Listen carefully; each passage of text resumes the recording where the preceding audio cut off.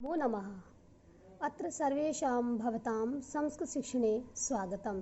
इदानीम् अहं सप्तमीकक्षायै चतुर्थः पाठः हास्य बालकविसम्मेलनम् इति पाठं पाठयामि। पाठेऽस्मिन् अव्ययस्य प्रयोगः अपि अभवत्। पाठेऽस्मिन् हास्य बालकविसम्मेलनं भवति। पाठ में हास्य बालकविसम्मेलन हो रहा है। सम्मेलने सर्वे कवयः स्वस्वरचनां श्रावयन्ति इति। तर्हि पाठवाचनं ध्यानेन शृण्वन्तु।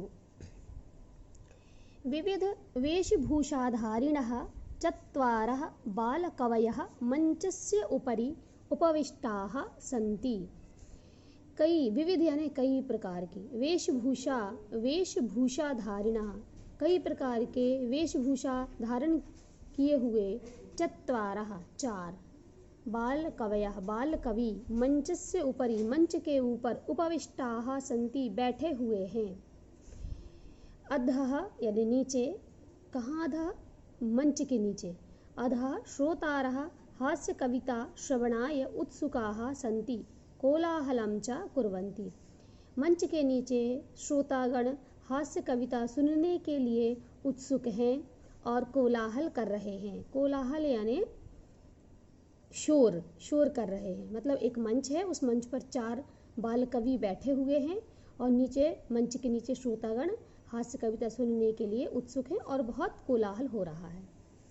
अग्रे पश्यन्तु अस्मिन् चित्रे चत्वारः बालकवयः तिष्ठन्ति। एकः सञ्चालकः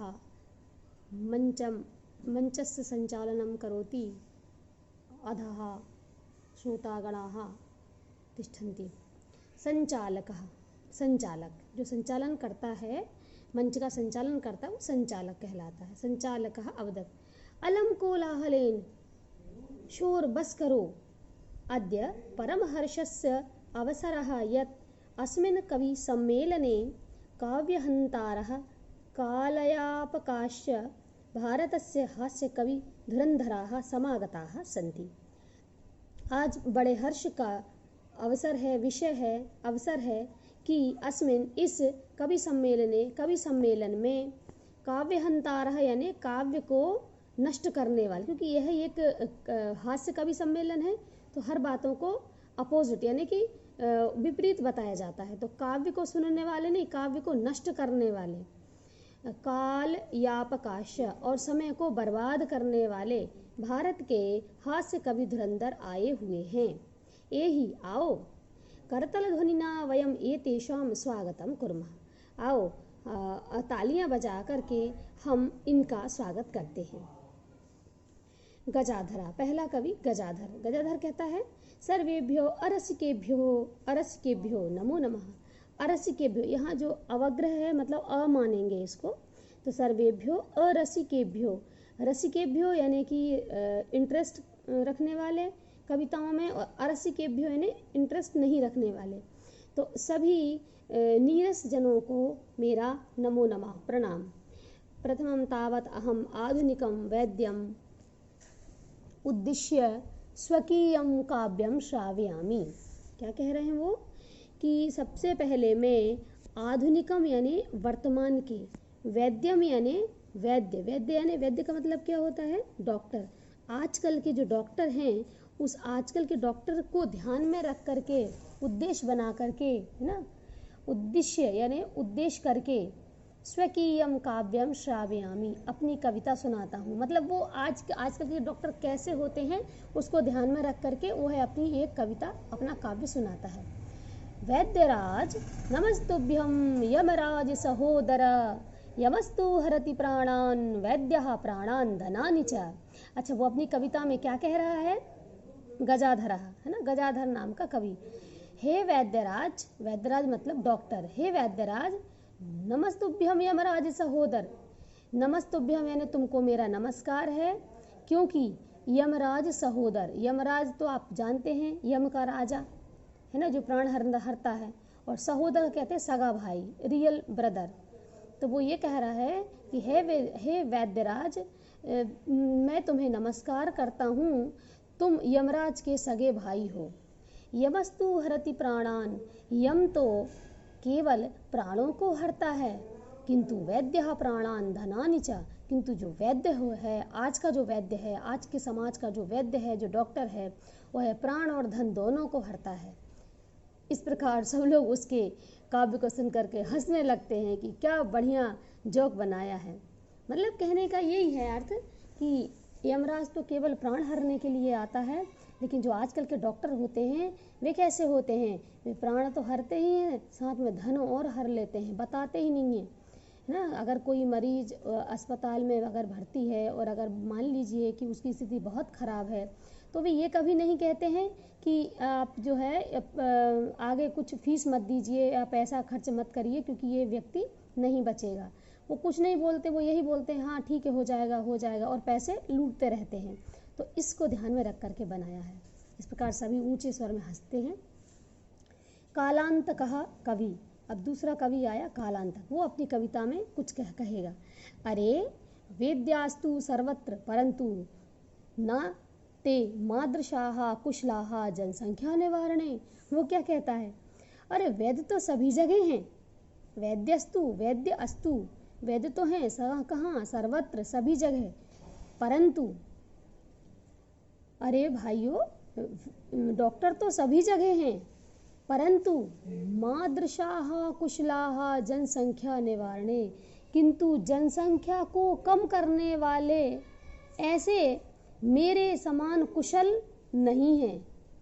मतलब मैं जनसंख्या को कम करता हूँ। आप समझ गए होंगे जनसंख्या को कम करना मतलब कि भाई आपको जो है कुछ ऐसे कोई दक्षता नहीं है, लेकिन फिर भी जो है आपने इलाज कर दिया, आपने ऐसा कुछ लोगों को फंसा लिया कि हाँ हम अच्छे से इलाज कर देंगे या हम व्यक्ति को ठीक कर देंगे, लेकिन पता चला कि पैसे भी ऐंठ लिए और व्यक्ति भी नहीं रहा, है ना। तो इस तरीके से वो कालांतक कहता ममापि काव्यम इदम, ममापि काव्यम इदम शृण्वन्तु भवन्तः, मेरा भी काव्य इस प्रकार है, आप सब सुने। चितां प्रज्वलितां दृष्ट्वा वैद्यो विस्मयमागतः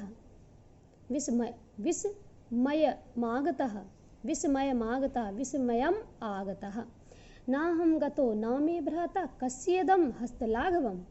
हस्तलाघवम यानी हाथ की सफाई, कस्य धन इदम यह किसका, भ्राता यानी भाई, में यानी मैं मेरा, ना यानी नहीं, गतो यानी गया, ना अहम न धन अहम मैं नहीं, चिताम प्रज्वलिताम जलती हुई चिता को, द्वितीय विभक्ति लगी है आम, जलती हुई चिता को दृष्टवा देखकर वैद्यः यानी कि डॉक्टर विस्मय मागतः वो विस्मय हो गया यानी कि आश्चर्य में आ गया, आश्चर्य में पड़ गया।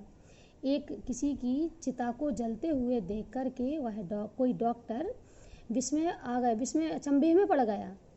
क्या पड़ गया, वो क्या सोच रहा है देख करके कि ना हम गतो ना मैं भ्राता कस्येदम हस्तलाघवम, ना तो मैं गया और ना मेरा भाई, तो फिर ये है किसकी सफाई, तो फिर ये किसकी है, हाथ की सफाई। ना मैं गया ना मेरा भाई, तो फिर ये किसके हाथ की सफाई। सब लोग पुनः हंसने लगते हैं कि ऐसे भी लोग इस दुनिया में होते हैं जो केवल हाथ की सफाई मतलब कि केवल अपने काम को बनाने के लिए किसी की जान भी ले लेते हैं। आपने सुना होगा कि कई बार ऐसा होता है कि कोई व्यक्ति किसी अस्पताल में, किसी हॉस्पिटल में एडमिट रहता है और कई बार ऐसा होता है कि डॉक्टर उसकी कहीं किडनी निकाल लेते हैं, कोई आंतरिक अंग निकाल लेते हैं इस पर और उसको बेच देते हैं, होता है ना ऐसा। और फिर वो व्यक्ति क्योंकि फिर किसी वजह से या कोई ठीक से उनका इलाज नहीं हो पाता है तो वो या उनकी कोई अंग निकाल लिए जाते हैं तो वो मर जाते हैं, तो फिर वो लोग क्या करते हैं, किसी भी प्रकार से हाथ की सफाई मतलब कि खुद के ऊपर भी कोई ऐसा इल्ज़ाम ना आए तो ऐसा बोल दिया जाता है कि इस व्यक्ति की किडनी खराब थी या हार्ट खराब था या लंग्स खराब थे इसलिए इसकी मौत हो गई। और जबकि सही बात कुछ और रही होगी कि या तो उसकी किडनी को निकाल करके बेच दिया होगा पैसों की वजह से, लोभ लालच की वजह से, और उस व्यक्ति को मरा हुआ साबित कर दिया। चलिए आगे, तुंदिला, एक तुंदिल होता है, उसमें तुंदिल भी जिसकी तोंद है, तुंदस्य उपरि हस्तम आवर्तयन। तुंदिला क्या करता है, अपनी तोंद के ऊपर हाथ फेरते हुए, तुंदस्य तोंद के ऊपर, हस्तम हाथ को, आवर्तयन फेरते हुए। तुंदिलो हम भो, अरे भाई मैं तुंदिल हूँ, तुंदिलः अहम, मैं तुंदिल हूँ। ममापि इदम काव्यम श्रूयताम जीवने धारयताम च, मेरी भी यह कविता को सुनो और जीवन में धारण करो। अब वो अपनी कविता क्या सुनाता है, तुंदिल, तोंद वाला। परान्नम प्राप्य दुर्बुद्धे माँ शरीरे दयाम कुरु, परान्नम दुर्लभम लोके शरीराणि पुनः पुनः। अब देखिए कितनी मजेदार बात। पर धन अन्नम, दूसरे का अन्न, दूसरे का भोजन, प्राप्य प्राप्त करके, दुर्बुद्धे हे दुर्बुद्धि, माँ शरीरे दयाम कुरु, शरीर अपने शरीर पर दया मत करो। मतलब कहने का ये है इसका कि दूसरे का भोजन प्राप्त करके अगर कोई व्यक्ति भोजन करा रहा है तो डट करके खाना चाहिए, ये सोच के नहीं खाना चाहिए कि पेट में जगह नहीं है या पेट में नहीं बन रहा है। मतलब माँ शरीरे दयाम कुरु, शरीर पर दया मत करो, खूब खाओ ठूस ठूस करके, ये है। परान्नम दुर्लभम लोके शरीराणि पुनः पुनः, क्योंकि फिर क्या कहा एक हास्य व्यंग कि पर अन्नम, दूसरे का भोजन बड़ा दुर्लभ है। क्यों? क्योंकि शरीर तो बार बार मिल जाता है। यानी हे दुर्बुद्धि लोगों, ये शरीर तो पुनः पुनः मिल जाता है, बार बार मिल जाएगा, लेकिन दूसरे का अन्न मिलना बड़ा कठिन है। इसलिए दूसरे का अन्न खूब ठूस ठूस कर खाओ और इस शरीर पर दया मत करो। सर्वे पुनः अट्टहासम कुर्वन्ति, बड़ा ही उनको एक हास्य व्यंग लगा कि बताओ, लोग तो डाइट करते हैं, लोग तो अपने शरीर की सुरक्षा के लिए कम भोजन करते हैं या मध्यम भोजन करते हैं, और यहाँ पर तो बताओ शरीर की कोई परवाह नहीं है और ये और कहा जा रहा है कि ठूस ठूस कर खाओ अगर कोई भोजन कराता है तो ऐसा हास्य व्यंग सब अट्टहास करके हंसने लगते हैं। और इस प्रकार चारवाक नाम का एक दूसरा बाल कवि आता है। आम आम, हाँ हाँ, शरीरस्य पोषणम सर्वथा उचितम एव। उसने कहा कि हाँ, शरीर का पोषण सर्वथा उचित ही है, मतलब करना चाहिए, शरीर को पोषित करना चाहिए, यानी खूब खाना चाहिए। यदि धनम नास्ति, यदि धन नहीं है, तदा तो ऋणम कृत्वा धन अपि, तो कर्ज करके भी पौष्टिकः पदार्थः एव भोक्तव्यः तथा कथयति चारवाक कवि। मतलब वो ये कह रहे हैं चारवाक कवि कि हाँ हाँ, शरीर का पोषण सर्वथा उचित ही है। यदि धन नहीं है तो कर्ज लेकर के भी पौष्टिक पदार्थ खाने चाहिए। और फिर वह कहता है, कौन? चारवाक कवि, यावत् जीवेत सुखम जीवेत ऋणम कृत्वा घृतम पिबेत। वो अपना हास्य व्यंग क्या कहता है कि जब तक जियो सुखी जियो, कर्ज लेकर घी पियो। मतलब खूब कर्ज लो लेकिन खाओ अच्छा अच्छा ना। तो हास्य व्यंग है ये तो। और एक चारवाक ऋषि भी थे, हमारे जो ऋषि जो बृहस्पति है ना, देवताओं के गुरु बृहस्पति, उनका एक शिष्य था चारवाक। तो चारवाक क्योंकि वो भगवान को नहीं मानते थे, वे नास्तिक थे, अनीश्वरवादी थे, तो उनके जितने भी शिष्य हुए वे चारवाक कहलाते थे। तो उनका यही मत था, अगर हम नास्तिक दर्शनों में पढ़ेंगे चारवाक के बारे में, चारवाक जो ऋषि थे या चारवाक के जो बाद में जो शिष्य हुए हैं उनके जितने भी मानने वाले, तो उनके बारे में पढ़ेंगे तो वो अनीश्वरवादी थे और वो सिर्फ ये कहते थे कि खूब खाओ, अच्छे से जियो और पूरे सुख ऐश्वर्य एवं कामी बनो, और भले ही आपके पास धन नहीं है तो किसी से उधार ले लो और खूब खाओ पियो और मर जाओ, क्योंकि मरने के बाद कौन पैसा मांगता है। पर आजकल ऐसा नहीं है। आजकल तो अगर आपने ऐसा कर लिया तो घर वालों से पैसा मांगते हैं, फिर वो बेचारे क्या करेंगे। खैर, ये तो एक हास्य व्यंग है और चारवाक दर्शन का भी यह है एक कथन है। इस संसार में कई प्रकार के लोग होते हैं, अलग अलग सोचने वाले और अलग अलग मन रखने वाले। अब श्रोतागण जो सुन रहे थे उन सबके, तर्हि ऋणस्य प्रत्यर्पणम कथम, क्योंकि यहाँ पर चारवाक ने जब कहा कि भाई जब तक जियो सुखी जियो और कर्ज लेकर घी पियो, तो उन्होंने कहा भैया जो कर्ज ले लोगे तो उसको पटाओगे कैसे, उसको वापस कैसे करोगे। तो फिर चारवाक कवि फिर कहता है, श्रूयताम मम अवशिष्टम काव्यम, मेरा शेष काव्य सुनिए, जो बचा हुआ काव्य वो सुनिए। घृतम पीत्वा श्रमम कृत्वा ऋणम प्रत्यर्पयेत जनः, यानी उन्होंने फिर कहा कि घी पीकर मेहनत करो और मेहनत करके ऋण वापस करो, ऐसा उन्होंने कहा। काव्य पाठ श्रवणेन उत्प्रेरितः एकः बालकोऽपि आशु कविताम रचयति। आशु कहते हैं, आशु यानी कि जो शीघ्रता से कविता बना ले तुकबंदी करके। तो काव्य पाठ को सुनने के बाद एक उत्प्रेरित एक बालक ने एक बहुत ही जल्दी ये कविता बना लेता है और हास्यपूर्वक उसको सुनाता है। काव्य पाठ श्रवण से उत्प्रेरित एक बालक भी आशु कविता बनाता है या लिखता है और हास्यपूर्वक सुनाता है। अब उन श्रोतागणों में से जो एक बालक है, उस बालक ने एक आशु कविता बनाई, शीघ्र तुरंत तुकबंदी करके एक कविता बनाई, क्योंकि कुछ लोग ऐसे होते हैं जो तुरंत कविताएं बना लेते हैं। श्रूयताम श्रूयताम भोः ममापि काव्यम, सुनो सुनो, अरे मेरी कविता भी सुनो। गजाधरम कविम चैव अच्छाधन एव चैव तुंदिलम भोजलोलुपम और कालांतकम तथा वैद्यम चार्वाकम च नमाम्यहम। नमाम्यहम की संधि करेंगे, नमामि धन अहम, नमाम्यहम, यहाँ यण संधि हो गई।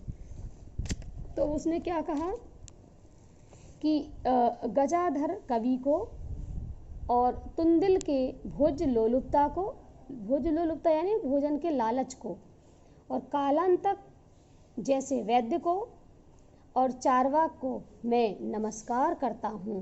मतलब उसने कहा गजाधर कवि को और तुंदिल के भोज लोलुपता को, यानी कि भोजन के लालची तुंदिल को, ऐसा भी कह सकते हो, गजाधर कवि को और भोजन के लालची तुंदिल को, कालांतक जैसे वैद्य को और चारवाक को मैं नमस्कार करता हूँ। इस प्रकार काव्यम श्रावयित्वा हा हा हा हा इति कृत्वा हसति, काव्य को सुना करके वह हा हा हा इति ऐसा करके वह हंसता है, और अन्य च अपि हसन्ति, और अन्य सभी भी हंसते हैं। चापी च धन अपि चापी, और अन्य भी सभी हंसते हैं, और सर्वे गृहं गच्छन्ति, और सभी घर चले जाते हैं।